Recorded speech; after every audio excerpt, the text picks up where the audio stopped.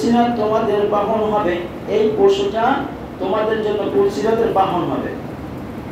যে পশুটা তোমাদের কোরবানি করা হবে সেই পশুটা যদি আল্লাহর রাস্তায় দেওয়া হয় আর কোরবানির পশুটা কবুল হয়ে যায় আল্লাহর কাছে, এইটা তোমাদের জন্য পুলসিরাতের বাহন আল্লাহ তাআলা বানাই দেবেন।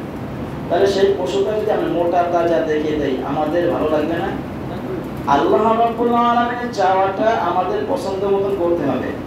এখন আমরা যদি সেই পছন্দ অনুযায়ী কাজটা করতে না পারি, এখন আমরা আল্লাহর রাস্তায় যদি কিছু দিতে চাই, অনেক লোক আছে, যে সবাই না, কিছু কিছু লোক আছে, তখন এইটা জাস্টিফাই করি যে এখানে দেবো কিনা, দিলে কি হবে, অমুক লোকটা কি করে, আসলে ভালো কাজ করে কিনা, তখন বিভিন্ন রকমের শয়তান ওয়াসওয়াসা দিয়ে দেয়, অর্থাৎ ওই দান থেকে সে ফিরে থাকুক।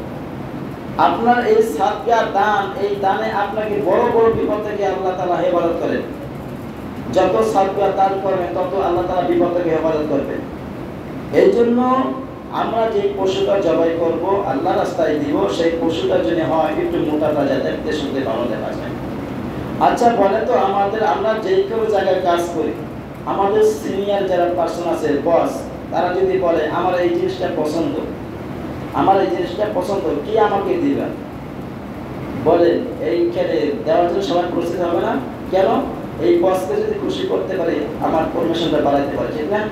আমার ভালোটা পজিশন দিতে পারে, এই জন্য, কারণ নগদ পাবো, এই জন্য প্রয়োজন হয় বেতন 1 মাসের না 2 মাসের জমা করে, তারপরে বসের মনটা সন্তুষ্ট করার জন্য, বসের মন খুশি করার জন্য আমরা চেষ্টা করবো না?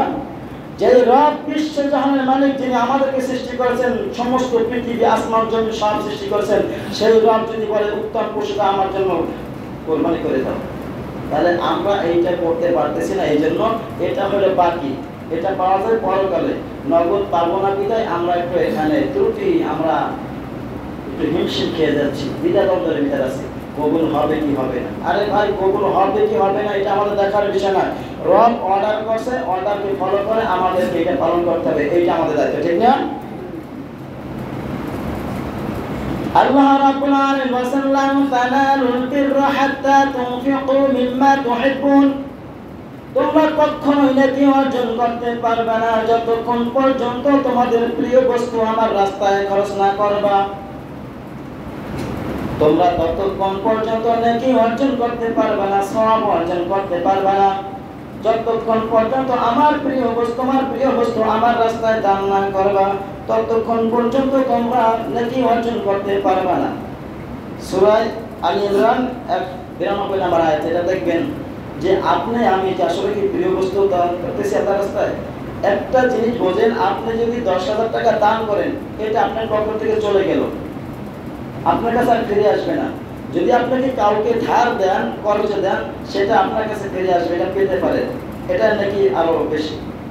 আর যেটা কোরবানি করা হয়, এটা তো আপনার সবই থেকে গেল, শুধু আল্লাহ রাব্বুল আলামিনের নামের আমরা কোরবানি করতেছি, বস্তু আমরা খাচ্ছি না, সবকিছু আমরা ভক্ষণ করছি, তাহলে শুধু নামটা হবে কার? আল্লাহ রাব্বুল আলামিন। قل إن صلاتي ونسكي ومحياي ومماتي لله رب العالمين। قل নবী হে বলুন, ইন্না নিশ্চয় সালাতি আমার সালাত, অনুসুকি আমার যাবতীয় ইবাদত, এখানে কুরবানির কথা বলা হয়েছে, অনুসুকি ওয়া মাহইয়া আমার জীবন, ওয়া মামাতি আমার মৃত্যু, লিল্লাহি রাব্বিল আলামিন, একমাত্র বিশ্বজাহানের রব, তার জন্য সব কিছু এটা নির্ধারণ করে দিলাম। নবী কি বলছেন? নবী হে বলুন, আপনি এইগুলো সব তার জন্য, আল্লাহর জন্য। যদি আল্লাহর জন্য হয়ে থাকে তাহলে আল্লাহর হুকুম অনুযায়ী হবে এটাই। এই জন্য আল্লাহ রাব্বুল আলামিনের ওয়াদা, আল্লাহ তাআলা যেগুলো আমাদেরকে অর্ডার করছেন সেইটা 100-100 আমাদেরকে পালন করতে হবে, আর যেগুলো নিষেধ করছে সেটাও 100-100 এটা বাদ দিতে হবে, এটা থেকে ফিরে আসতে হবে, বিরত থাকতে হবে।